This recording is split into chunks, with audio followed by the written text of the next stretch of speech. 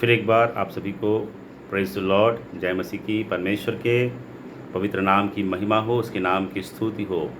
परमेश्वर को फिर एक बार मैं धन्यवाद करता हूँ, उसने सुंदर मौका दिया परमेश्वर के प्रिय लोगों के बीच में, आपके बीच में एक बार फिर से परमेश्वर के वचन को रखने के लिए।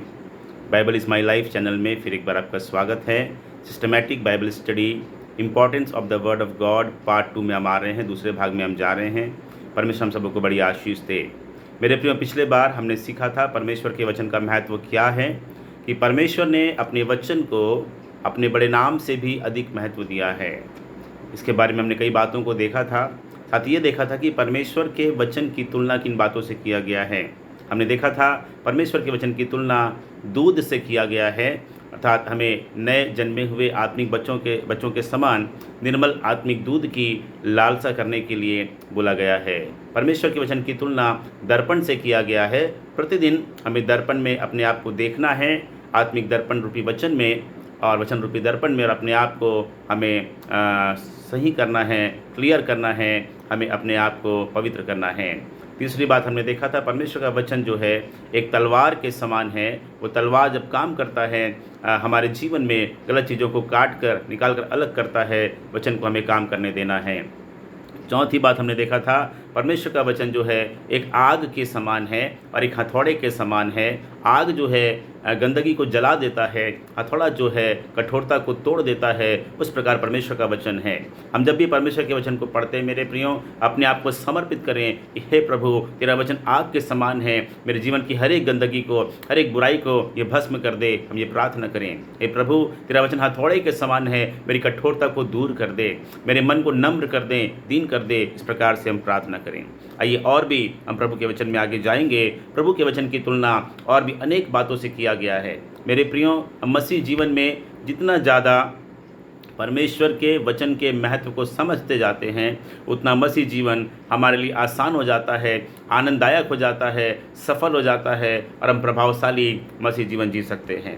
आइए एक और वचन हम पढ़ेंगे, दूसरा पत्रस पहला अध्याय, और उसका हम पढ़ रहे हैं 18 और 19 वचन से। दूसरा पत्रस पहला अध्याय 19-18 से मैं पढ़ रहा हूँ। तब हम उसके साथ पवित्र पहाड़ पर थे और स्वर्ग से यही वाणी आती सुनी, हमारे पास जो भविष्यवक्ताओं का वचन है वह इस घटना से दृढ़ ठहरा। तुम यह अच्छा करते हो कि जो यह समझकर उस पर ध्यान करते हो कि वह एक दिया है जो अंधियारे स्थान में उस समय तक प्रकाश देता रहता है जब तक कि पौ ना फटे और भोर का तारा तुम्हारे हृदयों में ना चमक उठे। मेरे प्रियो, जब प्रभु यीशु मसीह का हम देखते हैं रूपांतरण के पहाड़ पे जब वो थे और वहाँ से स्वर्ग से वाणी आई, पतरस भी वहाँ पर था। उसी अनुभव को पतरस कहता है कि हमारे साथ जो घटना घटी है या हमारे पास जो भविष्यवक्ताओं का वचन है, इस घटना से और भी दृढ़ ठहरा है। घटनाएं प्रभु होने देता है लेकिन वचन को दृढ़ करने के लिए, चंगाई प्रभु करता है पर वचन को दृढ़ करने के लिए।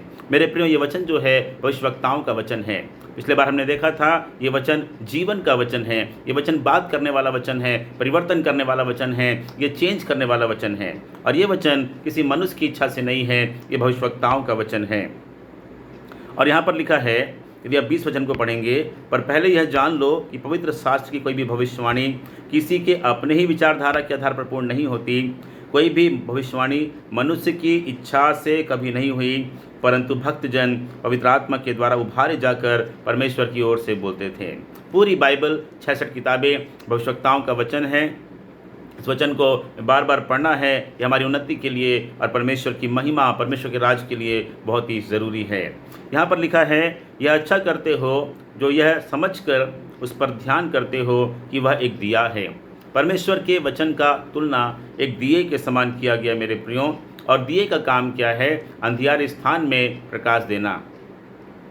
हम दिए को जितना ऊंचाई में रखेंगे उतना ज़्यादा वो प्रकाश देगा मेरे प्रियो। हम घर में जब दिए को लगाते हैं हम ऊंचे स्थान पर रखते हैं। हम दिया बार के किसी प्लेट के नीचे नहीं रख देते हैं, हम ऊंचे स्थान पर रखते हैं। मेरे प्रिय, परमेश्वर का वचन दिया है, हमें उसे ऊंचाई पर रखना है, अपने जीवन में उसे ऊंचा स्थान देना है। और लिखा है, यह समझकर उस पर ध्यान करते हो। वचन को हमें ध्यान करना है, मनन करना है, धीरे धीरे पढ़ना है, बार बार पढ़ना है, अपने जीवन को जांचना है, उस वचन को अनुमति देना है हमारे जीवन में काम करने के लिए। मेरे प्रियो, ये अंधियारे स्थान में उस समय तक प्रकाश देता है जब तक कि पौ ना फटे।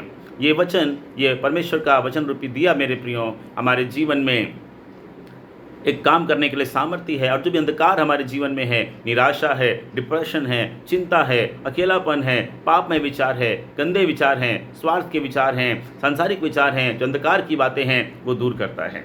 मेरे प्रियो, भोर का तारा तथा यीशु मसीह हमारे हृदय में चमक सकता है केवल परमेश्वर के वचन के द्वारा।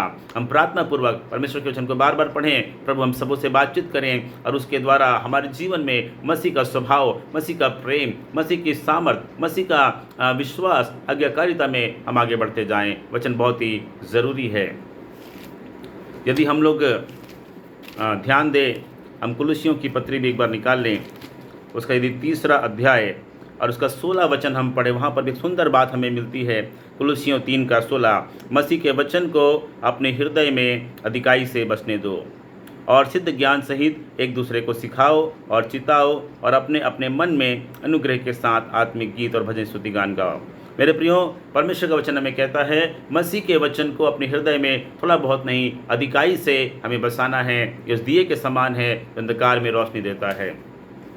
यदि हम लोग भजन संहिता 119 अध्याय हम निकाल लेंगे और यदि हम लोग उसका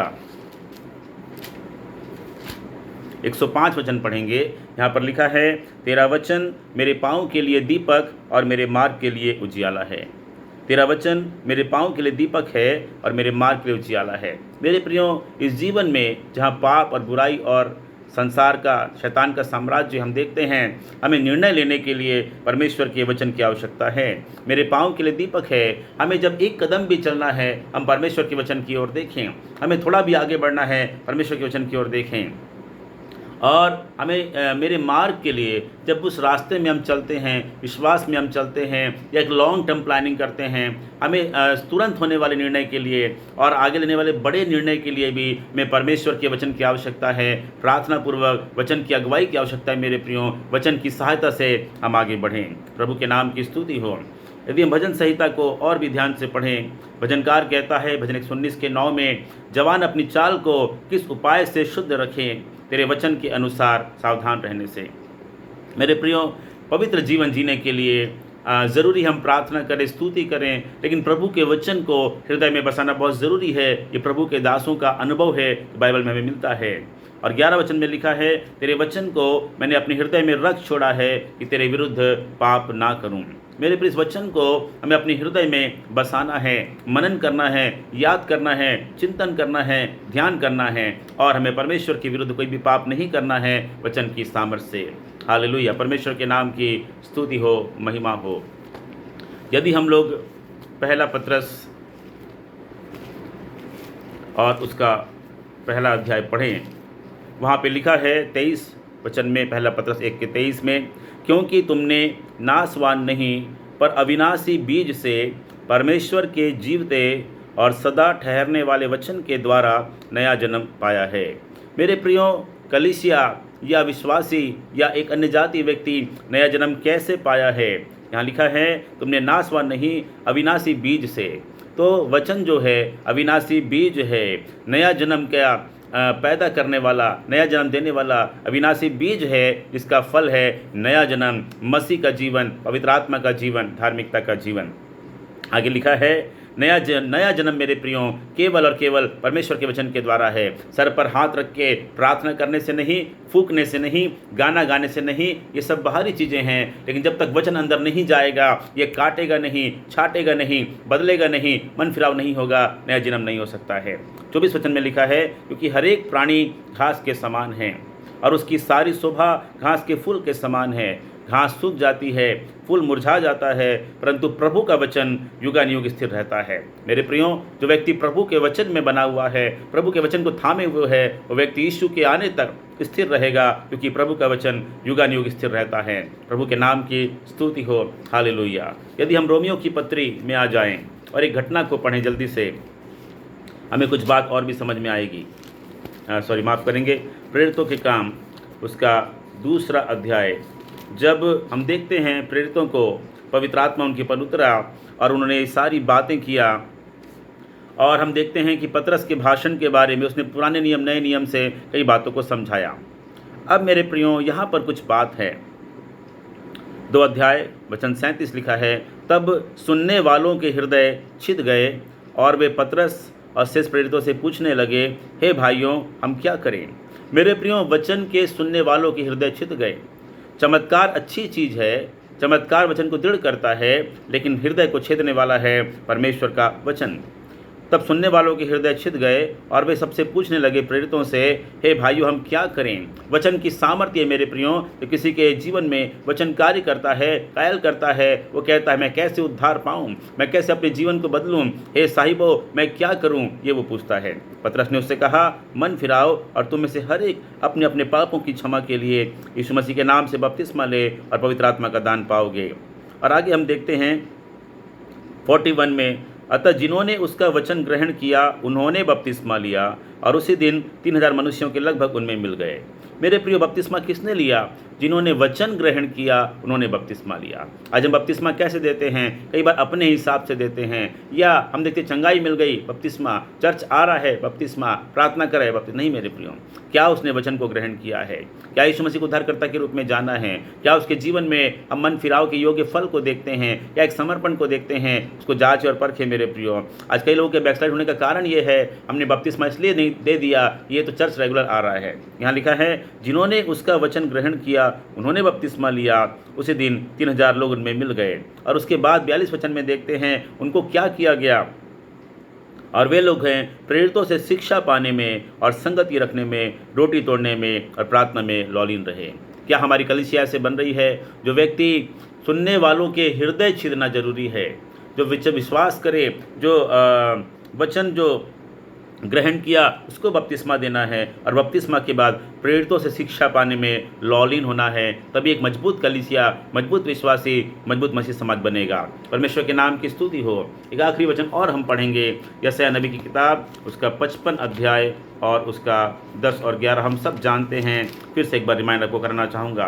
55 का 10 और 11 यशायाह में हम पढ़ेंगे, जिस प्रकार से वर्षा और हिम आकाश से गिरते हैं और वहाँ यूँ ही लौट नहीं जाते, वरन भूमि पर पड़कर उपज उपजाते हैं, जिससे बोने वाले को बीज और खाने वाले को रोटी मिलती है, उसी प्रकार से मेरा वचन भी होगा। यहाँ वचन की तुलना बारिश से या वर्षा से किया गया मेरे प्रियो। ये भी एक उपमा है।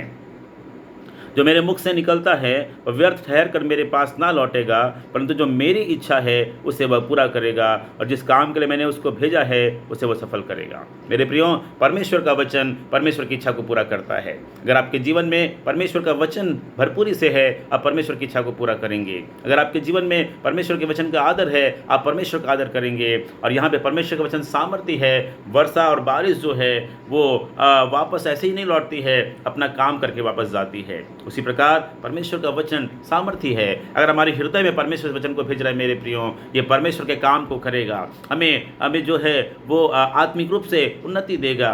ये जो है एक आत्मिक धार्मिकता में लेकर के जाएगा, विश्वास में हमें बढ़ाएगा। विश्वास सुनने से, सुनना मसीह के वचन से होता है। तो मेरे प्रियो, दूसरे वीडियो में इतना ही। अगले वीडियो में हम देखेंगे वचन संहिता में परमेश्वर के वचन का क्या महत्व है, क्या अध्ययन है, क्या गहराई है। इन बातों को हम जानेंगे अगले वीडियो में। प्रभु आपको आशीष दे। लाइक शेयर सब्सक्राइब जरूर करें। आइए छोटी सी प्रार्थना करें। प्रभु, इस दूसरे वीडियो के लिए भी आपको धन्यवाद करते हैं। आपने सहायता किया। हर एक सुनने वाले को आशीष दे, हर एक व्यक्ति के जीवन में सहायता करे, वचन की अधिकाई में अपने हृदय को बसाने पाए। प्रभु, तेरे वचन के अनुसार चलने पाए। ये वचन प्रभु जी परमेश्वर दिए के समान है प्रभु जी, अंधियारे स्थान में समय तक प्रकाश देता रहता है जब तक पाँव ना फटे। इस दिए को जला के रखने के लिए प्रभु हमारी सहायता करें। हे परमेश्वर, तेरा वचन मेरे पाँव के लिए दीपक है और मेरे मार्ग की उजियाला है। प्रभु जी, इस बात को समझने के लिए सहायता करें। वचन के आधार पर निर्णय लेने वाला हमें बनाइए प्रभु जी। प्रभु, ये वचन अविनाशी बीज है प्रभु जी, जिसके द्वारा नया जन्म को पाया है। प्रभु, प्रेरितों के काम में हमने देखा नया जन्म आपके वचन के द्वारा है, हमारी इच्छा से नहीं प्रभु, लेकिन आपके सामर्थ्य वचन के द्वारा। आखिरी बात प्रभु, आपका वचन उस वर्षा के समान है जो बीज और रोटी को पैदा करता है। प्रभु जी, आप दया करें परमेश्वर, हम सबके जीवन में ये वचन फल लाए, आपकी इच्छा को पूरा करें, आपकी महिमा हो। आदर महिमा आपको देते हैं, प्रार्थना यीशु के नाम से, आमीन। प्रभु को बड़ी आशीष दे। प्रभु अनुग्रह करें। मेरे परिवार के लिए प्रार्थना करें, वचन में हम आगे बढ़ सकें। आप दुआ करें यीशु के नाम में, आमीन। जय मसीह की। Praise the Lord.